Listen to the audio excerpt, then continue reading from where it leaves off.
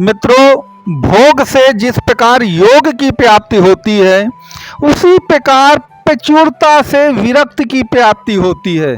जब कोई वस्तु आपके पास प्रचुर मात्रा में हो जाती है, तभी तो आपको उस वस्तु से विरक्ति प्राप्त होने लगती है और वहीं से मुक्ति का जो द्वार है वह आपका खुल जाता है। तो याद रखिएगा कि 2025 जो है आपके लिए मुक्ति का द्वार है, मुक्ति का समय है। तो आखिरकार जो मैंने आपको बताया कि जब आपके पास प्रचुर मात्रा में कोई संसाधन होगा, तभी तो आप उससे विरक्ति और मुक्ति पाएंगे। तो काहे का प्रचुर संसाधन? याद रखिए, 2024 या उससे पहले जो धन का अभाव इस प्रकार आपके पास रहा कि आप उसकी प्रचुरता के बारे में तो कुछ सोच ही नहीं सकते थे, और धन के अभाव के कारण आपका जीवन में टेंशन, फियर और इनसिक्योरिटी पूरी तरह से क्रिएट हो गई। लेकिन 2024 का अंत और 2025 की शुरुआत से याद रखिए, यह मुक्ति का समय आया है। और जैसा मैंने आपको बताया कि मुक्ति तो तभी होगी ना जब आपके पास कोई वस्तु प्रचुर रूप में होगी, अधिक रूप में होगी।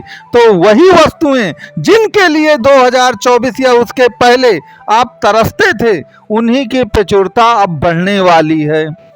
तो आखिरकार वह कौन सी प्रचुरताएं हैं जो बढ़ने वाली हैं? तो सबसे पहले एक बात याद रखें कि उतरती हुई 7.5 में भी आपके दुख कम नहीं हो पाए हैं।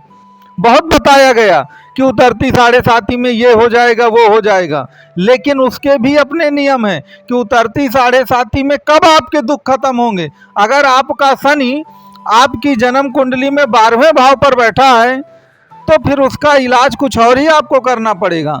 अगर आपका शनि आपकी जन्म कुंडली में नीच का बैठा है, तो भी गोचर का आपको लाभ नहीं मिलेगा उतरती 7.5 में।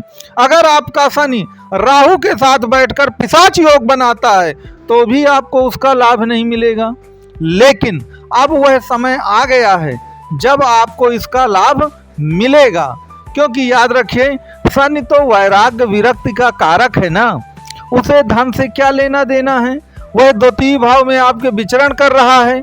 तो वास्तव में जो धन की मार आपने झेली है, वह अब बहुत जल्द आप उस धन की मार से बाहर निकल जाएंगे, क्योंकि शनि आपके 3rd हाउस में आने के लिए आतुर हैं। अब आप कहेंगे अभी तो 2nd हाउस में चल रहे हैं, लेकिन याद रखिए, जब भी कोई ग्रह अपनी अंतिम डिग्रियों में आ जाता है तो उसका प्रभाव आगे के भाव पर पड़ने लगता है। तो आपको मालूम है कि हर भाव से दूसरा भाव धन भाव होता है। तो दूसरे भाव का दूसरा भाव क्या होगा? तीसरा भाव। तो शनि तीसरे भाव में आ रहे हैं, तो तीसरा भाव धन का धन है, अर्थात अपार धन है। तो यहाँ पर आकर के आपको धन प्राप्त होगा। आपने क्या सुना है कि जो पापक ग्रह होते हैं वो कहाँ सबसे ज्यादा लाभ देते हैं? वह 3, 6, 11 जो भाव होते हैं आपकी कुंडली के, उनमें सबसे ज्यादा लाभ देते हैं। इसलिए शनि जो हैं तीसरे भाव में आने को आतुर हैं, और 2025 में वो 3rd हाउस में ही रहेंगे। इसीलिए मैंने कहा है कि धन की प्रचुरता इतनी ज्यादा हो जाएगी कि आपको धन से विरक्ति पैदा होने लगेगी। और याद रखिए, जब विरक्ति पैदा होगी तभी आपकी मुक्ति होगी। आपको जो वस्तु बहुत प्रिय हो खाने में, अगर वही आपको 1 साल खाना पड़े ना, जो भी वस्तु आपको अच्छी लगती हो, चाहे वो मिठाइयाँ हो या कोई भी सामान हो, याद रखिएगा, जब 1 वर्ष आप लगातार खाने को पाते हैं ना, प्रचुरता हो जाती है, तो फिर आपको वह वस्तु अच्छी नहीं लगने लगती और आपको उससे विरक्ति होने लगती है। तो वही विरक्ति आपको अब होने जा रही है।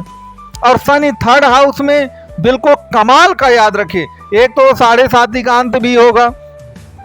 7.5 भी आपके लिए 30 साल के लिए स्वाहा हो जाएगी, बिल्कुल आपके पास आ ही नहीं पाएगी। और उस पर भी कुल मिलाकर के 3rd हाउस में शनि का जाना, तो 3rd हाउस का जो शनि है वह अपार सफलतादायक भी है और अपार धनदायक भी है।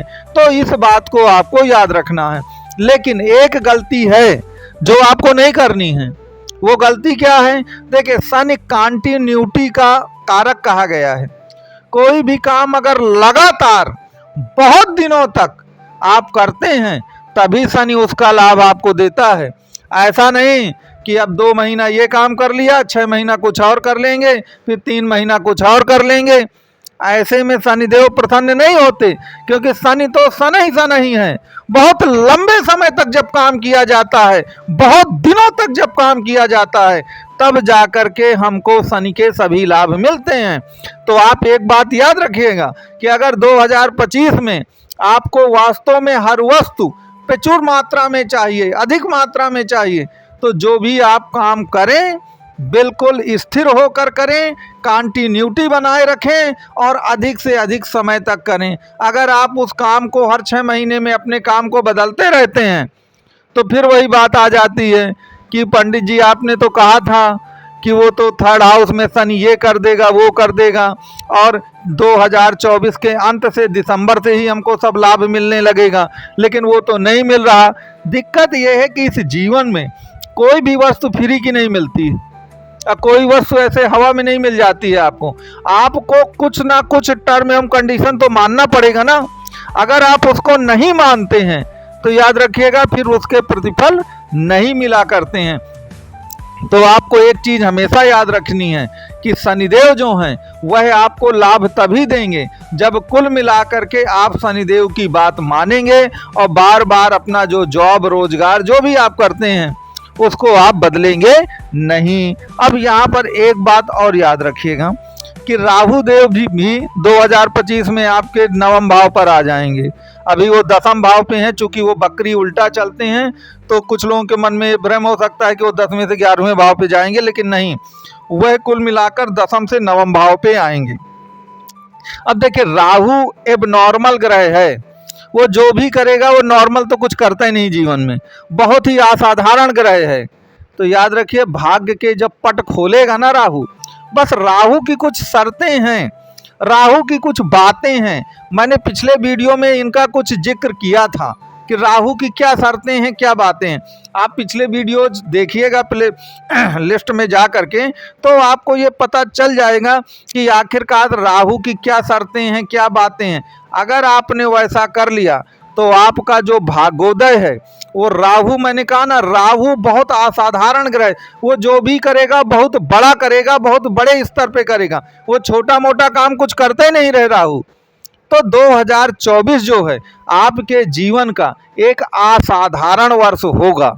अब आप राहु और शनि को, इन दोनों को केवल प्रसन्न करने का काम आपका रह गया है। आपको राहु और शनि के बारे में कोई भी प्रश्न करना हो, कुछ भी डाउट हो आपका, या आप कुंडली का कंसल्ट करना चाहते हैं, तो आपको ये नंबर दिया गया है। आप कुंडली कंसल्ट के लिए इस नंबर पे संपर्क कर सकते हैं। वीडियो कैसा लगा ये कमेंट बॉक्स में आप ज़रूर बताइए।